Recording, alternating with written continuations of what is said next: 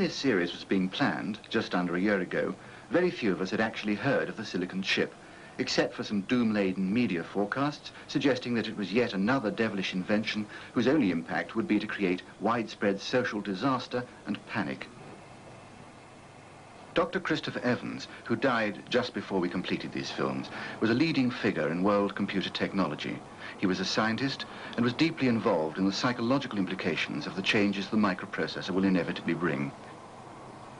He felt passionately that this second industrial revolution will ultimately lead to a more affluent society, but more important, that it will create a climate of far greater social awareness, where in the future, mankind, freed from the drudgery of mass-producing goods, will begin to learn more about his world and its people.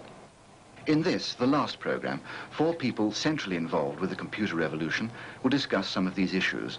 We hope the points they raise reflect those you may have questioned on seeing these films.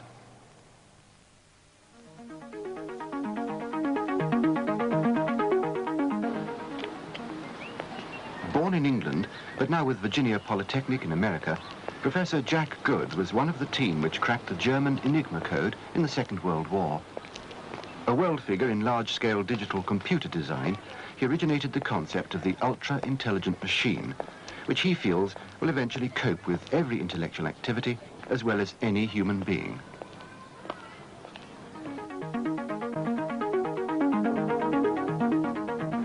James Martin is one of the world's leading experts on database and telecommunications systems, and he organizes international seminars on this theme.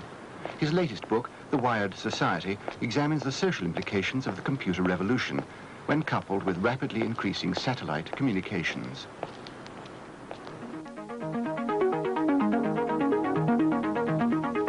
With a strong economic background, Barry Sherman has co-authored several books with Clive Jenkins on the effects the computer revolution will have on our patterns of work.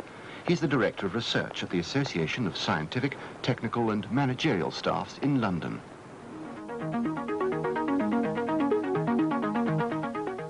Professor Tom Stonier holds the founding chair in Science and Society at Bradford University. His main concern is the interaction between science, society and technology, and he's a consultant to many international organizations. We've got a very, very deeply ingrained work ethic, Protestant ethic in Britain. If you ask a person in the street, what are you? They won't say, I'm kind of a man, 5'6" and a chrysanthemum grower. They will say, well, I'm a joiner, I'm a carpenter, I'm a milkman. They identify with work. There is an identity in a job. So when people become unemployed and don't work, they tend to lose their identity. So you've got a financial penalty, but you've also got this very, very big psychological penalty. People feel they're not complete if they're not working. Now, frankly, that is going to have to change. At the moment, we're still worried about getting enough money to pay for sustaining the physical aspects of society. That actually is going to disappear very rapidly. As a matter of fact, in 30 years from now, I would expect no more than 10% of the labor force to be engaged in materials production. The other 90% will be engaged in essentially services, predominantly in jobs which relate people to people. Education, health, enormous number in health care and other social services and leisure industry and so forth. The most important thing about this technology is that we actually use it.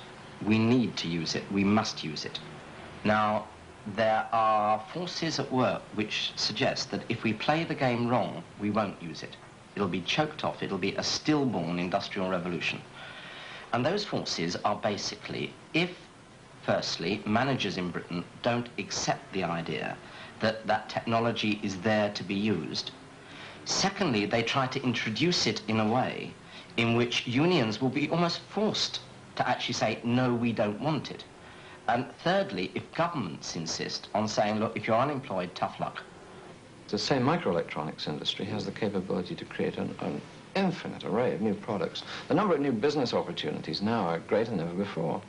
And if things go well in the 1980s, I think one of the patterns you can see building up now is there's more capability for an intelligent, young, aggressive person to become a millionaire in the 1980s than ever before in history, because there are so many new products that are needed and that he can create. British managers are conservative with a small c. They don't like taking risks. They're not paid enough to take risks. And frankly, even if they do take a risk and it succeeds, the senior management get all the credit. And if they take a risk and it fails, rather unlike America or Germany or France or Japan, if it fails, they get the boot. So it doesn't pay them to actually take the risk, to bring in a new product, to bring in a new component, to bring in a new process. So the first thing we've got to do is actually make managers take those sort of decisions. The rate at which we create new jobs, in my opinion, is going to depend upon the number of entrepreneurs in society. And so absolutely the worst thing that a country could do is to drive out its entrepreneurs. And as you look around the world today, as I travel the globe today, it's quite clear to me that some countries have been driving out their entrepreneurs. And that is very dangerous socially for the 1980s. Within the next 5 years, we should see the working week down to a minimum of 38 hours standard. And hopefully also with some sort of bar on overtime as well. And it won't only be Britain, it'll be almost every single West European country doing the same thing at the same time. Within 10 years, I would think that would be down to 35 or less hours. And certainly within 15, 20 years, that will need to be down to something like 21, 20 hours. Very low. Also, we shouldn't really think in terms of hours. We should think in terms of trips to work, which is the number of days that you work a week, not the number of hours. So people will be going for 3-day weeks, 2-day weeks, 5-day weekends. That'll be the answer. One of the factors that will hit manufacturing industry will be robotics and robots. Clearly, they are capable of doing a lot of the ordinary routine work that people working in factories do now. They're being introduced in almost every country in the world, almost with the exception of Britain. They will have an impact, certainly on some of the skilled trades, like welders, that will decimate that particular trade. But then it's never been the most interesting job. And if robots just do the drudgery type jobs, then providing we have the rest of our system geared to the people being either unemployed or working less time, they must again be a very good thing. We are now beginning to see real robots working in industry. And I think there's going to be a mass market for robots in the 1980s. You look at the robot welding machines, for example, you compare the rate at which a car body gets welded in the Toyota factory in Japan with the rate at which it gets welded in the typical factory in Britain. And the difference is quite phenomenal. And you've got the mail boy, the robot mail boy in Citibank over here delivering the mail, wandering its way down the corridors. And you've got the robots in the nuclear power stations. So there is quite a bit of use of robots now, but nevertheless, the technology of the instrumentation, the sensors, the visual perception, these technologies have got to get much better before we can build really versatile robots. Of course, there is a kind of fear or a hope that robots will eventually be able to do all the manual work and even all the uninteresting clerical work that people do. So there is a possibility that the amount of work that men will have to do on the average may be reduced to an hour a week, for example. This is very pleasant if only we know how to use our leisure time, but at the same time it is also dangerous, I think. We don't know whether we'll be able to use our leisure time wisely. We don't know whether the machines that control the robots might find that humans are dispensable. Just as the major economic activity of the agrarian era was to produce food, the major activity of the mechanical era was to produce manufactured goods. The major economic activity is going to be to fulfill psychic needs, and we will create a much more humanistic society because basically all the hard work that needed to be done to keep our bodies alive will be done by the robots and the machines. The difficulty is knowing how we can best get from here to there. As a biologist, I've often wondered if there was a period in this part of the universe when life didn't exist, and it's only about 3 billion years old. Is it the ultimate in the evolution of the universe, or may something follow it? And if something does follow it, what would it be? And my intuition tells me it would be intelligence, as different from life as life is from inanimate matter. I mentioned the notion of an ultra-intelligent machine, and I suppose I should define it. It is a machine which can perform the intellectual activity of any man as well as any man. One effect of ultra-intelligent machines, in my opinion, would be very rapid advances in medicine. The cure of cancer, you might say, how can a machine carry out experiments? Well, of course, the machine doesn't have to carry out experiments. It can say what experiments ought to be done. It can analyze all the data. It can take it all in. The ordinary man simply cannot possibly take in all the research that's being done on cancer. For example, a child, say, age 10 now, in 50 years' time, will be much healthier if there are advances in science and in medical science and in nutrition than a man of 60 is, the average man of 60 is now. And the advances in medicine in 50 years, even without the ultra-intelligent machine, may be so great that his expectation of life would already be decades more than they are now. But that puts him into almost a century ahead. A century of scientific medical advances by the UIM should presumably easily extend his life, shall we say, another 50 years, and so on. I mean, there's really no reason why that person should ever die except by accident, as far as I can see. The introduction and development of artificial intelligence and ultimately ultra-intelligence I think, first of all, is going to cause a very negative reaction among a large sector of the population for the very reasons that the idea that the Earth was not the center of the universe or that humans were descended from other primates generated that kind of reaction. We'd like to think that we are a very, very unique creature.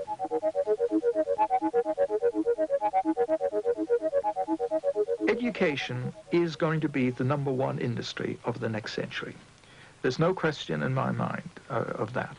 Of course, I mean by education not merely schools and universities. I mean television. I mean any group of people that make a living transmitting information from one group to another group. That's education.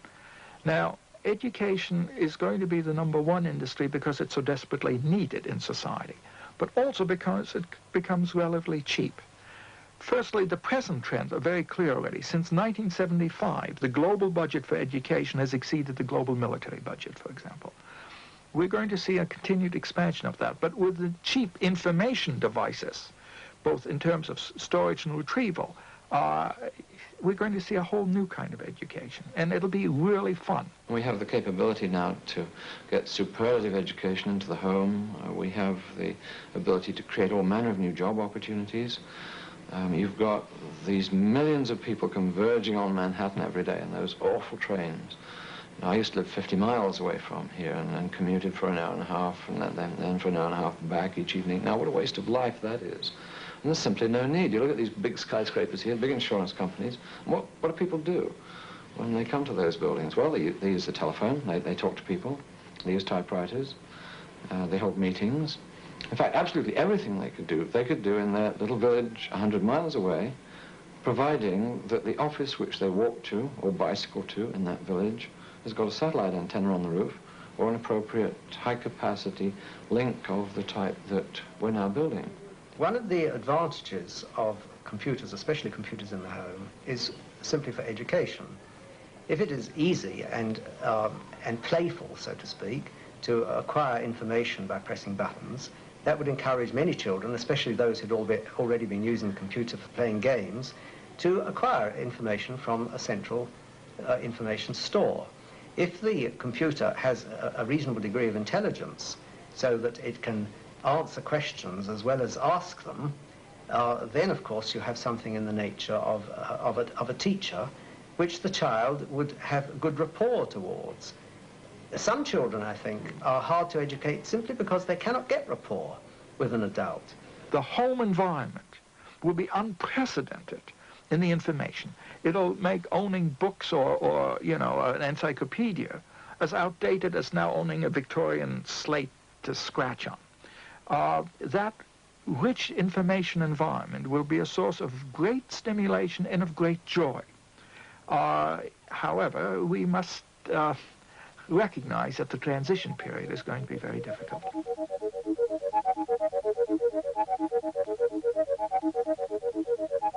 The new coin of power is information. During the agrarian era, power resided in ownership of land. During the mechanical era, highlighted by the Industrial Revolution, of course, it was capital and money. Now it's information.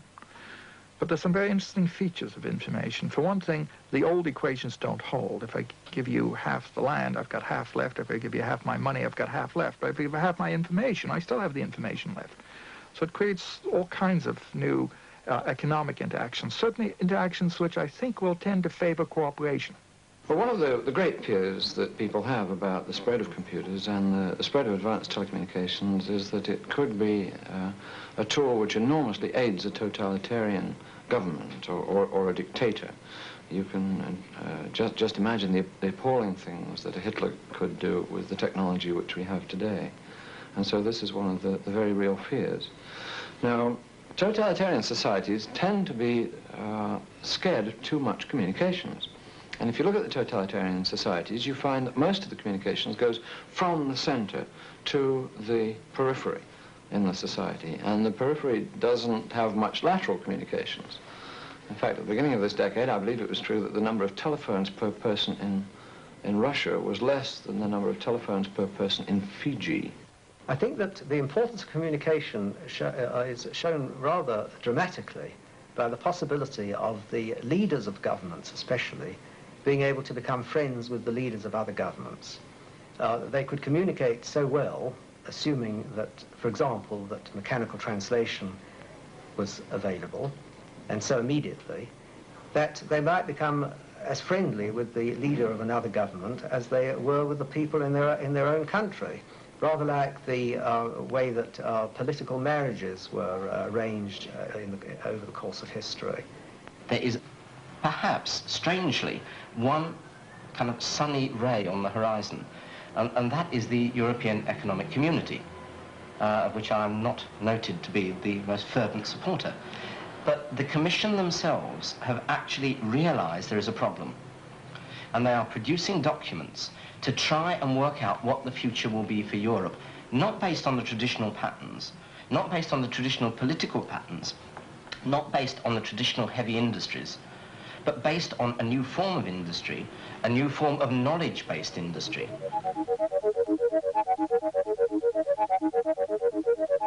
One of the real problems that is facing the world today is that the rich nations are getting richer, the poor nations are getting poorer, and there has been no appreciable transfer of technology from one country, developed country, to an underdeveloped country. Now, one of the interesting things with this particular technology is that it's cheap. Where before, to transfer technology, that developing country would have to spend literally billions of pounds to get it in, you've suddenly got a technology where it can be bought for a trifle, comparatively. I mean, computers which cost £1 million are now costing thousands, even hundreds. Now, that means it's available at the sort of prices that developing countries can afford. I think it would be a great shame if the Third World tried to copy the West and build the same highways and the same skyscrapers in the cities, and to some extent they are doing that now. And what they should be doing is skipping generations of Western technology and inventing how telecommunications can change the educational system and change the job patterns. And they shouldn't necessarily be allowing the people to move from the villages into the cities where it's so difficult to house them, cities like Lima. Instead, they should be building the communication structure which can give those people a good life in their villages rather than having them move to the cities. At the moment, the real gap is the information gap. Third world countries, kids grow up without any experience how to handle manual mechanical devices, how to do nuts and bolts, for example. And more importantly, no sense of how you organize things. The traditional patterns of organization along extended family lines is not adequate for a highly productive society. So it is this organizational information where the new information technology can be so helpful, both in helping to actually organize things and in education, rather than building a whole series of schoolhouses to be staffed often with third-rate teachers, because that's all they're able to obtain. You put a mini computer and a television set in every hut, I mean, that's the extreme. But the thing gets cheap enough that you can do it. And you teach everybody, not only how to read and write, about farming techniques, about nutrition, about cooking, whatever you want. And you get an enormously effective information transfer system. And that's where I think the great hope lies.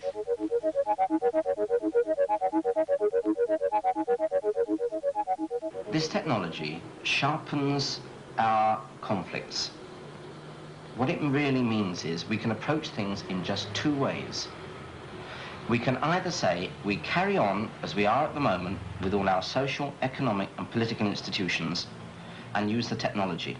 And to my mind, all that will mean is a massive unemployment, a massive misery, a massive fear, and you will have to run that society at bayonet point. There is no other way. There is an alternative. The alternative is to take a humane way out, to negotiate, to treat the unemployed, if there are unemployed, as human beings, to actually reduce the amount of work and increase the amount of leisure, to give a better life for us, our children and our grandchildren, by actually redistributing the fruits of this technology. Now, if we take that way, it's got to be a far, far better world.